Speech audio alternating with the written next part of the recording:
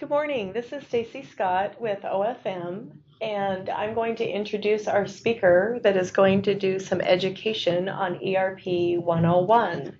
Our speaker today comes from Accenture. His name is Bill Kilmartin. He's an expert in this area, and he's going to give us some educational background on what is going on in that ERP market. Welcome, Bill. Well, thank you, Stacy, and hello to all of you who are listening into this recording. As Stacy mentioned, I'm a senior consultant at Accenture. I come to this project with a background of 17 years in consulting. Prior to that, 25 years working in state government.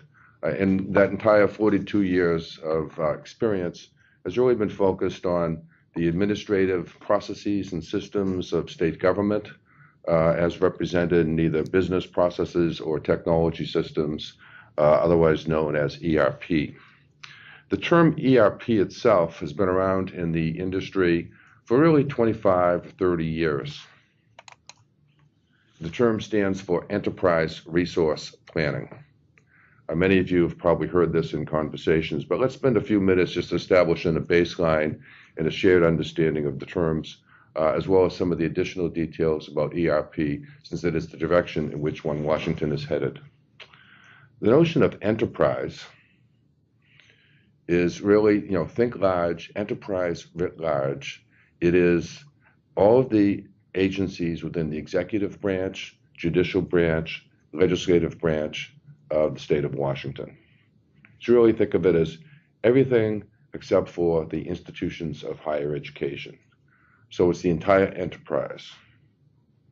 Resources pertains to all of those resources used to manage and operate state government. So those resources could be people. In your particular case, approximately 60,000 state employees. And all of the details associated with recruiting, paying, training, managing the workforce. Those resources could be financial. So think along the lines of the budgeting and then the management of over $40 billion a year in annual operating expenditures. Those resources could be of a procurement and asset nature. So think along the lines of supply chain in acquiring goods and services. Each year, the state of Washington acquires billions and billions of dollars of goods and services. And all the information and all the data associated with all those moving parts. That's really the notion of the planning, bringing it all together in providing managers, supervisors, decision makers, policy makers, authorizers with the information, the data necessary for them to guide and manage the state successfully and serve the citizens of the state of Washington. Let us move on to slide 16. What you see represented on this slide is a side-by-side comparison based on our experience and observation of all of those states and other entities who have undertaken the journey in the direction of enterprise resource planning. As I mentioned previously, this concept of ERP has been around for a goodly 25, 30 years. And based on our observations and experience with states, counties, cities, and in commercial organizations, what we find is that some organizations tend to be more successful in accomplishing the goals they have set forth than others. So you see represented on the right-hand side of this slide is 3 bullet points that we've observed about an approach which tends to be less successful. The first bullet point, if one has disjointed systems, in other words, budget doesn't talk to HR doesn't talk to finance doesn't talk to procurement. If systems have manual as opposed to automated business processes and workflows, those would be characteristics of a less successful approach to ERP. If you see in the second bullet point, those systems tend to be scattered across the enterprise, duplicated in numerous and multiple software packages and deployment situations, joined together by perhaps some technical interfaces or perhaps some human handoffs, what is fondly referred to as sneaker net, when one walks a document from point A to point B. Okay. Again, those would be characteristics of a less successful approach to ERP. In the third bullet point, since getting the information to do the planning, to do the management, to accomplish the outcomes that the citizens expect is one of the highest justifications for a project of this nature. If obtaining that information in high quality is a challenge, that would be a characteristic of a less than totally successful ERP. Let us now move to the left-hand side of this slide, the characteristics of those who have gone before you, who have done the ERP journey in a more successful manner. One of the things we see is that these systems are highly integrated and automated.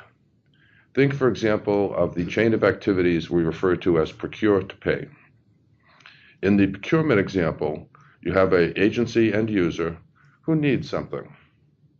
I need something, and so let me check. Does it exist in inventory? No. Does it exist perhaps on an electronic catalog from which I could order? Maybe not. In which case, I need to exercise some type of requisition and bidding process to result in a new purchase order and a new contract to acquire the good or the service that I need. Once I've gone through all the steps necessary to make that acquisition complete, and I've received the good and service as expected, I then have to hand off to finance for payment. Finance is going to do the two-way or three-way match, make sure that the accounting distributions are all correct, and then actually there's a handoff to Treasury.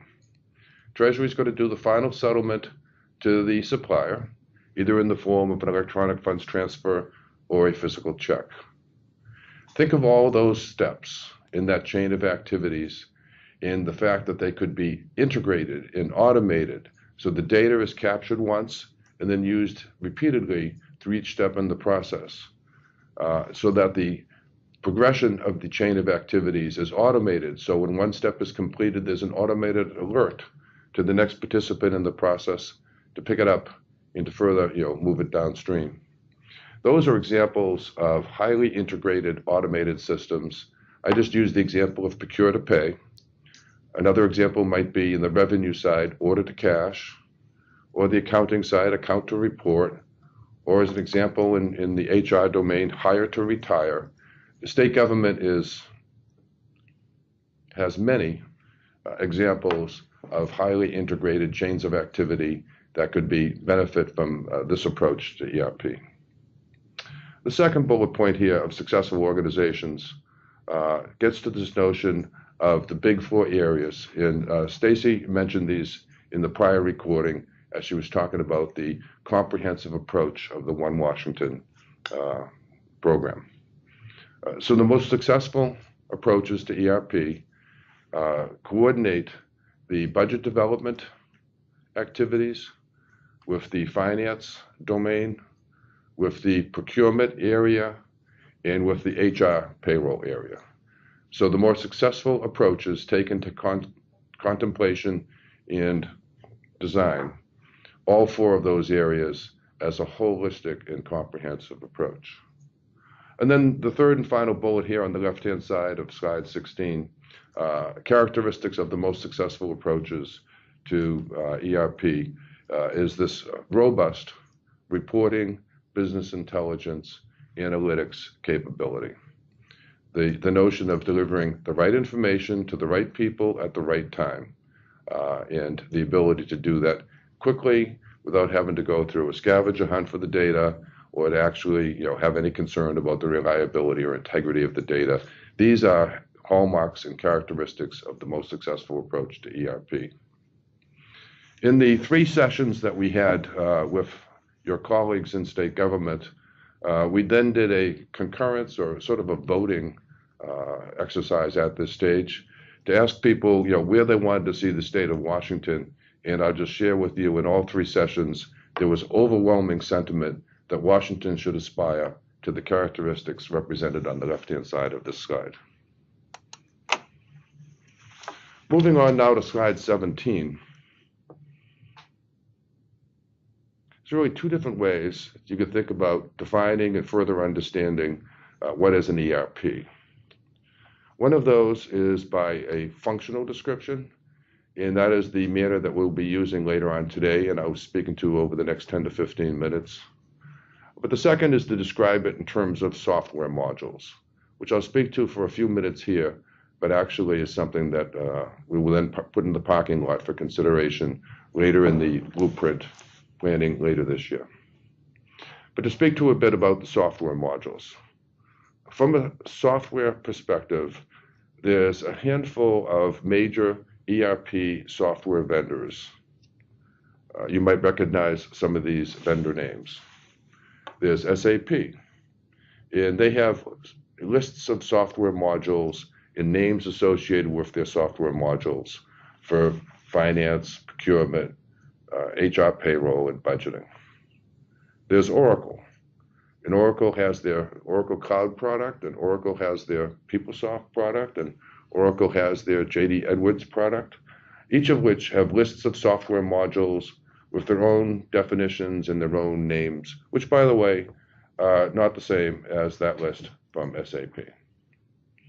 A third one is CGI. They have their list of software modules, and as you can probably tell by now, what I'm going to say is their definition and their list is different than Oracle's and SAP's. We'll go on to Workday. Workday, another major provider of ERP software in all four of the functional domains that we're talking about here, and yet again, their own set of definitions and list of software modules. One could continue on with firms like Microsoft and Infor, which likewise have their own list of software modules.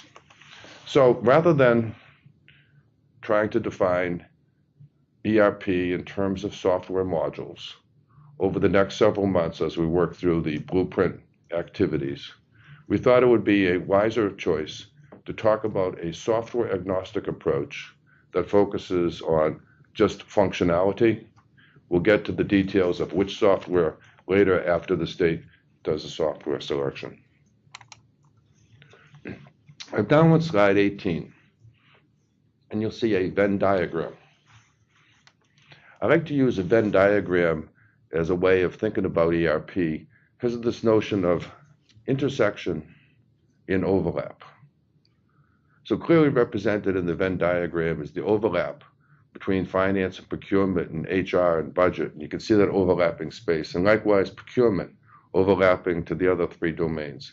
And that's really in its essence the characteristic of most successful approaches to ERP, and indeed the vision here in One Washington is to think about all four functional domains and how they should interact and interoperate from both a business process as well as technology perspective.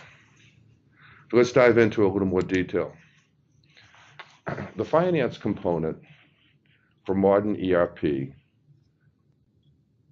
will account for all of these detailed business process areas you see represented in the bullet points on the right. So the modern finance ERP will include general ledger accounting.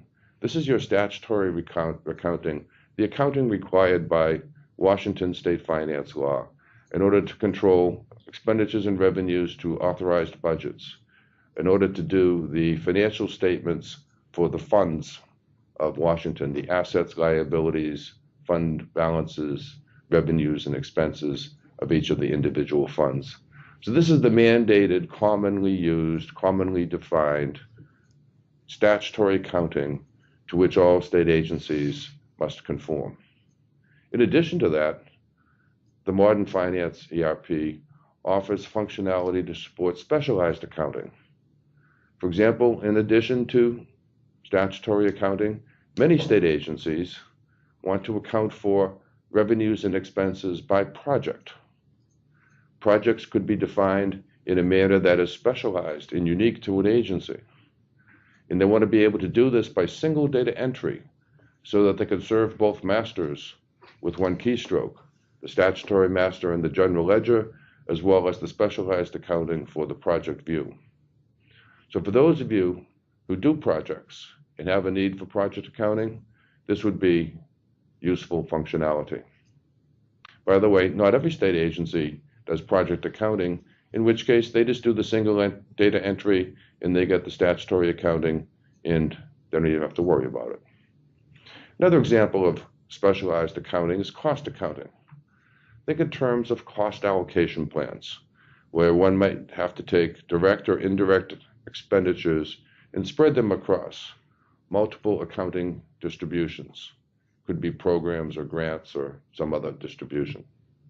Again, this notion of if you need it, it's in the modern ERP. If you don't need it, it's in the modern ERP, but you need not worry about it. Similar to the project accounting. Budgetary control, mentioned before, really quite simple. This is the world of the legislature has authorized a certain amount of spending in a line item, and one needs to control the ability to accumulate pre-encumbrances, encumbrances, and expenditures in a manner that it is equal to or less than the total amount authorized. This is the notion of system-wide computer edits to prevent over-obligation and over-expenditures.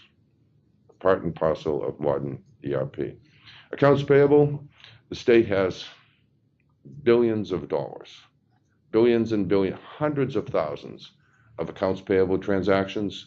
Think in terms of the volume, think in terms of the workflow, think in terms of the master data management, all of which can be accomplished in modern ERP. On the inflow side of the house, the state has billions and billions of dollars of revenues to be billed and collected. Again, thinks in terms of thousands of customers remitting revenue to the state. It could be various forms of taxes or non-tax, fees, fines, licenses, rent, sales, assessments, federal grants, and other things. So again, modern ERP takes care of all that. Grant management. Here we talk about grant management from two perspectives. Could be the state as grantee, or could be the state as grantor. When the state is the grantee, a typical scenario would be the state applying for and receiving a grant from the federal government, and then upon receipt of that grant, you need to manage and report back to the federal government the disposition of those resources and the outcomes that have been achieved. Turn the table a little bit, the state as grantor. It's entirely likely that some of these state agencies are in a position to publish the opportunity for grants to which others can apply. They could be cities, towns, could be private nonprofit organizations or whatever. So there's a whole life cycle of activity to allow people to publish the opportunity, to receive and evaluate responses, and then, of course, to receive accounting and reporting from those people to whom you make grants. So grant management is functionality to handle both grantee and grantor. Asset management is relatively self-explanatory. If you have assets, then you need to manage the accounting, the depreciation, and all sorts of other location, condition, and other details of the assets. Treasury management is the world of cash and banking. Cash on the outflow side would be disbursement banks, and the ability to execute electronic funds transfer of physical checks for the payment of goods or services, employees, or other disbursement needs. The inflow side could be depository banks and the receipt of revenue in the form of cash, credit, or other forms flowing into the government, and all of the cash management and banking associated there too. Also under the Treasury umbrella is this notion of investments. To the extent that the state has idle cash, it wants to make investments, either short-term or long-term, and earn interest income on those investments, and have the ability to allocate that interest income back to the participants, to the pool which was invested in the first instance. Also under Treasury, we have the notion of debt. To the extent that the state wants to borrow money and use tax-exempt forms of debt, like notes and bonds and certificates of participation, there's a lot of details to be accounted for in terms of how much debt has been authorized, how much debt has been issued, to whom has it been issued, and what is the status of repaying those entities, that is to say, the debt service itself. Travel and expense are relatively self-explanatory. You have thousands of employees, both in-state and out-of-state, doing travel and requesting reimbursement. Then all of this, of course, supported by master data, chart of accounts being a great example, the definition of your various classes of payees being another example, the definition of your various classes of revenue-paying customers being a third example, supported by robust reporting and business intelligence. Moving on now to procurement. You see represented on the right-hand side the typical functionality in modern procurement ERP. As I referred to earlier, if you have a state agency and I need something, one of the places you might go is I need to do a requisition and create a new purchase order.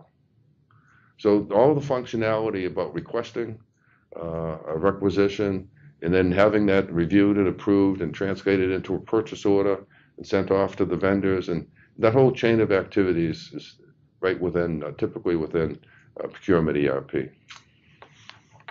If you're going out to bid, we're talking about the various forms of sourcing. It could be requests for proposals, could be requests for quotes, could be requests for information, could be requests for this and that. It could be auctions or reverse auctions. So multiple forms of solicitations, all of which you want to support with, and therefore you would find functionality in a procurement ERP. Supplier relationship management gets to the notion of understanding who is your universe of suppliers and how does the state want to communicate to that universe of suppliers.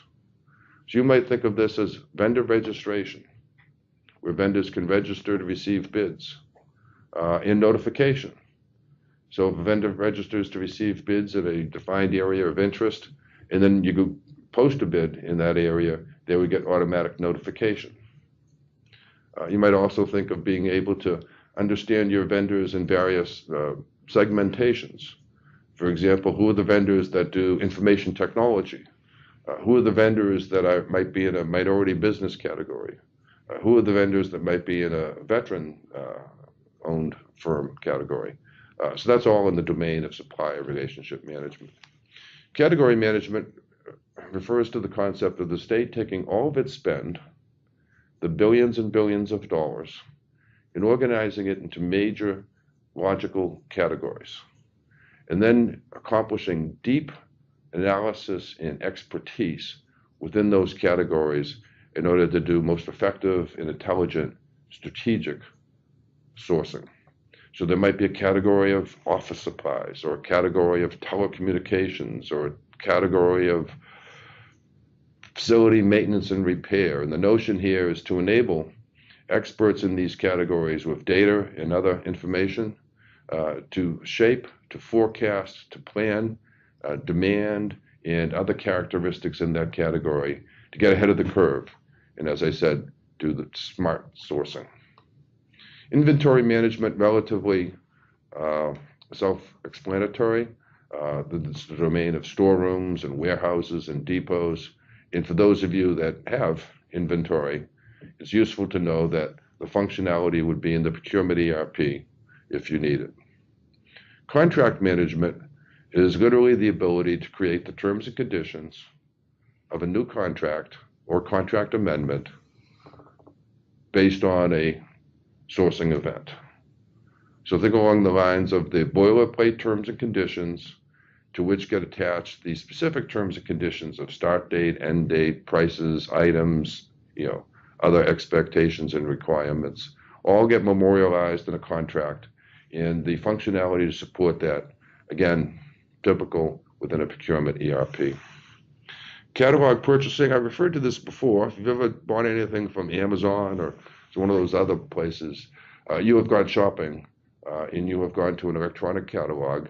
You find the item you're looking for, you click on the button, and you go through the checkout and eventually the payment process. So we would expect electronic catalogs and catalog purchasing to be something of interest to the one in Washington, and it is typically part of a procurement ERP. Receiving process, self-evident, goods and services, two-way, three-way match. Did I get what I ordered? I need to make sure that's the case before I hand it off to finance for payment. Like finance, of course, this is supported by the definition of master data. For example, the definition of my suppliers, master data, for example, various commodity groupings and codes, and it's all supported by robust business intelligence and reporting. Budget development. This portion of ERP activity pertains to the ability to develop, request, and then manage through the budgetary processes new budgets or amendments to old budgets. Typically, the functionality in a budget development ERP supports both the operating budget as well as the capital budget. The functionality would be extensive to support all revenue budgeting as well as expenditure budgeting. It could be in all the different forms of budgeting. So if you do line item incremental approach, or if you take a technique like performance-based program approach, or perhaps a technique like a zero-based budgeting approach, the functionality would support all those different techniques. Functionality is typical for various what-if scenarios. So scenario planning and forecasting. What if this happens? What will be the implications in the current year, next biennium, 2 bienniums out? Again, typical functionality in a budget development ERP, supported once more by master data definitions commonly used by all those different state agencies in the executive, legislative, and judicial branch, whether they be examples of definitions of appropriations or allotments or so forth. And again, supported by very robust reporting and business intelligence. The fourth portion of our Venn diagram is the HR payroll. And perhaps, some of you listening to this recording work in this area. So you see represented on the right-hand side the types of functionality that one would expect, that one would typically see, offered by all those vendors to whom I referred earlier in the domain of HR payroll. So there's time and attendance. This is the ability to capture various forms of time and then be able to feed that to the payroll. So it could be regular time, it could be overtime, it could be shift differential time, it could be vacation or sick time or whatever the case may be. That takes us to payroll. I get my time, I apply my rates, I compute my gross, I process my deductions, I have my net, and then I pass that off to the employee either in the form of a direct deposit EFT or a physical check. So we all know payroll. Benefits administration. The business processes associated with managing those deductions, managing the benefits that are offered to the state employees. Those benefits might be partially funded by the employees themselves, which takes us back to the deduction and the payroll process, or might be funded by the state. So this is managing the various healthcare benefits, the life insurance, disability, the various forms of benefit programs. Functionality to support that is typical within the HR payroll ERP. Position classification and compensation, very fundamental concept whereby one has to define all the different positions in state government. These could be individual positions as well as positions organized in job families, and then associate to those positions in job families salary ranges. So when you hire an accountant 3 in one agency, there's a definition in a salary range. If you hire an accountant 3 in a different agency, there would be the same definition in the same range. It provides a basis of comparability, consistency for planning and control across the enterprise. Labor relations is the world of the state interacting with individual employees or organizations representing those employees. That is to say, unions and collective bargaining organizations. So keeping track of grievances and the disposition of grievances, or managing the labor contracts and supporting the negotiation of new labor contracts is all part of the labor relations functionality typical with an HR payroll ERP. Recruitment is all about competing and winning the war for talent. Within the 60,000 employees, there's inevitably some turnover every year. Some people leave, some people come on. So this is all the functionality to support the ability to find new talent.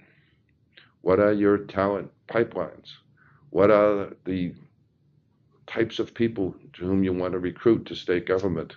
And once you find them How do you process their application? How do you forward it for review, for filtering, for screening, for interviews, the job offer itself, and then the onboarding? Well, those are all the type of steps that would be accomplished within the recruiting functionality in the HR payroll ERP. Development pertains to professional development. This is learning. So for your employees, they have certain skills, knowledge, abilities, competencies. How do those compare with what the state desires to be their skills, knowledge, abilities, and competencies? And if there's a gap, what would be the nature of the professional development and training programs that the state would want to administer with its 60,000 state employees in a continuous program of professional development and skill enhancement? So the functionality to manage all of that, and the registration and the courses and who took what and when, all that is part of the development functionality of ERP. Performance evaluation is your routine and recurring evaluation of individual employee evaluation and the ratings. And again, that would be part and parcel of ERP. Health and safety is the ability to keep track of issues that might affect the health or the safety of your employees. And based on the ability to keep track and understand those, informs the ability of management to take actions to mitigate what might be risks to health and to safety. Master data in reporting, again, you see represented on the slide like the previous ones. I'm on slide 23, and you might ask yourself, well, that was a lot. Why would organizations like the state of Washington undertake an agenda of this nature? And we see summarized on slide 23 is 3 typical high-level justifications. Over on the left-hand side, this enterprise approach to ERP encourages cross-boundary coordination. Those could be agency boundaries, where agencies are cooperating with each other. It could be the state to the private sector boundaries, where the state is cooperating with external parties. It could even be subordinate entities within an agency, where various divisions, bureaus, or locations are coordinating with each other within a single agency context. And this cross-boundary coordination and cooperation is manifested through unified business processes across programs and organizations, with applications that work is where one hands off to the next, and the data flows seamlessly without risk of manual intervention or falling through the cracks. A second classic justification for ERP is to create operational efficiencies. And you see here several bullet points, examples of operational efficiencies that always arise for opportunity for review, discussion, and adoption during the course of an ERP journey. So you'll have the opportunity to look at all of your business processes and the data pertaining thereto. Do you want to standardize business processes? The state of Washington, being as advanced as you are in the principles of Lean and Lean Six Sigma, are experts in this matter, and the ERP will provide you yet further opportunities to review your business processes, to standardize, streamline, optimize, innovate, or even eliminate non-value-added steps in a workflow and business process. So after you've improved your workflows, improved your work productivity, what happens? Cycle time is improved. The ability to initiate a transaction from beginning through its entire life cycle to completion could be expedited with faster cycle time. Perhaps equally, if not more important, is the ability to reduce errors. The conventional wisdom here is that the time to correct an error after the fact is 5 to 20 times more expensive than it is to avoid the error in the first instance. So to the extent that we can have data and workflow and other things automated by the computer to eliminate and avoid things falling between the cracks and errors, that could be a huge benefit in terms of the efficiency and productivity of state government. All of this manifests itself in a reduced total cost of ownership to perform those administrative functions and maintain those systems. Over on the right, you see the third major area of justification, which is organizational effectiveness. During the course of the ERP, you'll have the opportunity to surface and discuss new delivery models, self-service being a classic example. The state will be able to think in terms of exercising its scale. You are a very big state. As I mentioned before, over $40 billion a year in the operating budget alone. And taking that scale to market gives you a bigger clout in terms of like sourcing new contracts and working with vendors than would be the case if you approach the market on an agency by agency basis. As you go through the ERP journey, you'll look at best practices and decide which of those you already have or which of those you don't have and you choose to adopt. The opportunity to think along the lines of the shared services operating model will also come up. Again, a topic that we could spend a whole day on just that topic. The notion is, again, the effectiveness could reduce the total cost of ownership. On slide 24, we have another side-by-side slide. And the purpose of this slide is to just give you a sense of, where is the state of the ERP market as we look at it in 2017? And what are the implications of the status of the market as of 2017, given the options and decisions that the One Washington program will need to make? So on the left-hand side of the slide, I've summarized in a few bullet points here the traditional practices, the traditional behavior, what I might call the traditional characteristics of ERP over the last 20 years or so. And then on the right-hand side, I've got bullet points to talk about how ERP is in the process of transition from traditional to the new.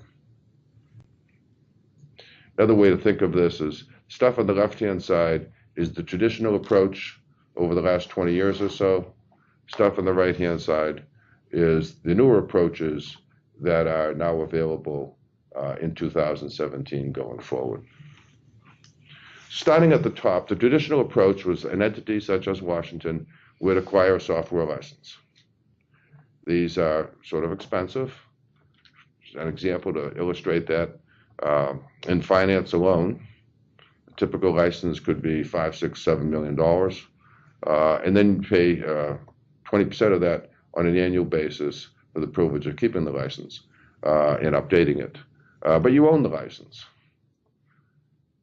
Compared to, on the right, this concept that's now available by all those vendors to whom I referred earlier, where they would be willing to charge you for the software on a subscription basis called software as a service, typically manifested by a cost per user per month.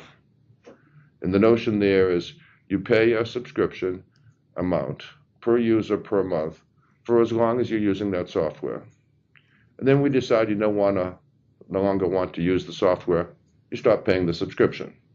You don't own it, you're basically renting the software. The traditional approach to ERP is you own that software license and it's deployed on hardware in a data center that is either managed directly by the state itself or managed by a vendor on behalf of the state. So this is referred to as a single tenant because it's your software, nobody else has access to it. And it's on devices that are controlled and devoted exclusively to you, either in your data center or a data center that a vendor has partitioned off, for which you have a piece. So that's the traditional approach. Compare that with what's now available as an option should you choose, where all those software providers have hardware and software in the cloud, and it's multi-tenant. It's a single code line with shared devices. All of the customers access the same code line and share the same devices in the cloud. They manage all of that on your behalf. And by the way, the expense of that is bundled into that monthly subscription cost to which I referred earlier. Traditional RFP has, over the course of the previous couple of decades, been thought of by many people as a technology issue.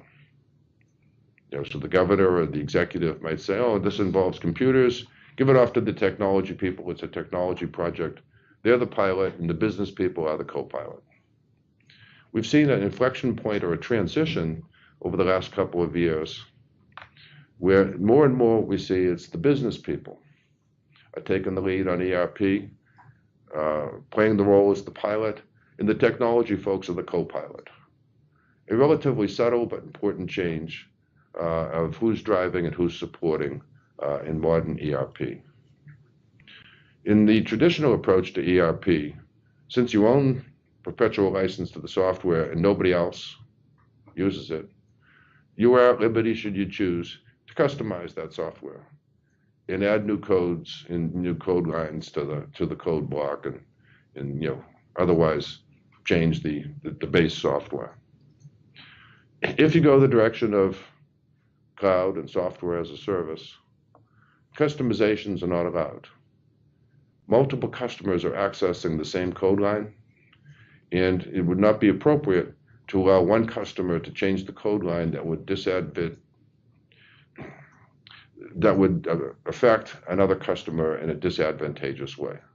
So you all share the same code line, so you can't customize it, but you can configure it. So configuration, what does that mean? Well, let's say that your workflow for the state of Washington is different than another entity's workflow. You can configure your workflow. You can configure your data. You can configure your reports. You just can't change the code line. So again, an important consideration in the decision making as to whether the state would or would not want to move in that direction. Traditional approach when acquiring ERP software was to focus on detailed requirements. Typically thousands and thousands of detailed requirements. I know from personal experience, having responded to numerous state RFPs, that would not be unusual to see 3, 4, 5, 6,000 detailed requirements itemized to a gnat's eyelash of detail. More contemporaneously, what we're seeing in state RFPs is a lesser focus on detailed requirements and a bigger focus on the business benefits. So there's still requirements, but they're articulated in terms of this is the business outcome, the business benefit I seek to achieve. Here are some of the elements that I require to accomplish that. Tell me how you would do it. It's more of a focus on the output and outcome than it is on the input. The next line, we're talking about software and system development lifecycle, and the traditional approach is waterfall. Do step A, when that's done, and you pass the stage gate, start step B, when that's done, and you do the stage gate, do step C, and so forth and so forth. So if you visualize that, it's a series of cascading activities that would waterfall. Some of you might be familiar with the term agile. It's a different methodology. Think of it as more circular, where a prototype of the functionality is developed and is shown to the customer. Is this what you had in mind? Well, it's close, but not exactly. Let's reiterate and create a second version. Is this what you had in mind? Well, you're getting closer, but you're not quite there. Let's do another iteration, bring it back to the customer. Is this what you had in mind? Yep, that's it. Let's put that one, into production and move on to the next topic. It's a different methodology. These two methodologies have an impact on the final bullet point you see on this slide. In the traditional ERP approach, it would be typical for, say, finance to take like 24 to 30 months from, beginning to end. HR payroll, maybe, 18 to 24 months. Procurement, similar timeframes, and so forth and so forth. So to do the full ERP journey, it might take years and years and years before you see functionality into production. Under the modern ERP with the cloud and the software as the service and the agile and so forth, what we're seeing is a truncated or more expedited ability to put functionality into production which again could be an important feature in characteristics in the evaluation and decision-making process that's part of the blueprint. So now on slide 25, which is a map. And you'll recognize, where you stand in regards to the map. The purpose of this slide is just to give you some context of, what are other people doing? Specifically, what are your peers, what are your colleagues doing in regards to modern ERP? To help you understand, perhaps, to interpret a bit of this data, let me step back and offer this thought. A useful way to think of state government is to organize the governments into 4 cohorts.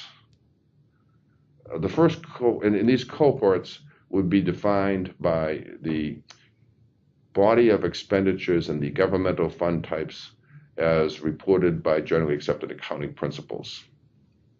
And what we find is there's 6 states that are in what I'll call the mega state category. And those 6 states tend to resemble more themselves than they do the other 44 states. The second cohort would be the large states. So those would be, in rank order, like 7 to, say, 17.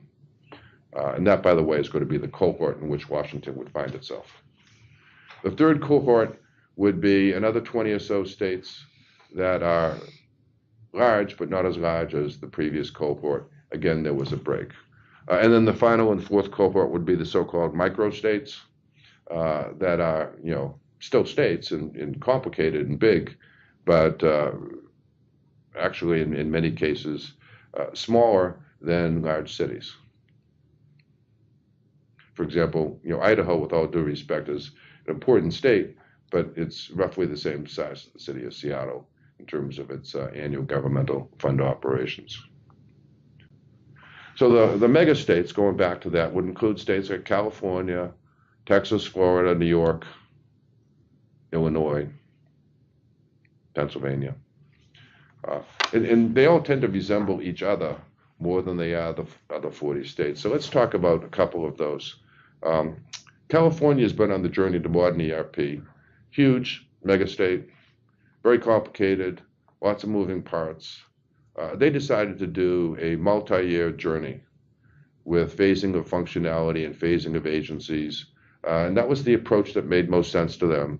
And they've been implementing statewide budgeting, procurement, finance over a 6 to 7 year time frame. They're almost done, by the way. Take another example, Florida. You see them down there in the gray. Florida has a process underway as we speak to do modern ERP. So they did an RFP, and the responses were submitted to Florida back in January. And they're in the midst of their software and implementation partner selection process with the notion of starting their modern ERP project in the next few months. I had mentioned that Washington's in that cohort of large states. So other states of a size and comparability to Washington would be states like Massachusetts, Virginia, North Carolina, Georgia, Michigan. These are states with similar size and scale to what you have. Now, as you can see, many of them already have modern ERP. So what are they doing? What have they done? I'll take Wisconsin as an example. Wisconsin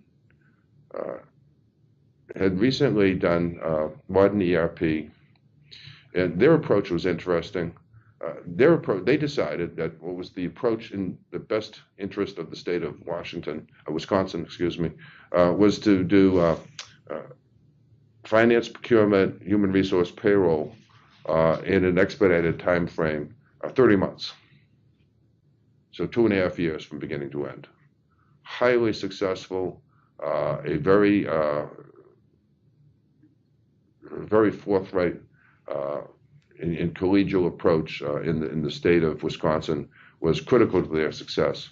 And after they finished that project, by the way, they've done some further work with us to identify high dollar business benefits now that they have their unified approach to ERP, accumulated to over $500 million. A second example of one of your peer states, let me go to Virginia. Virginia was sort of interesting in the approach they took. In Virginia, the state itself didn't have the necessary funding to get started on ERP, but their Department of Transportation did.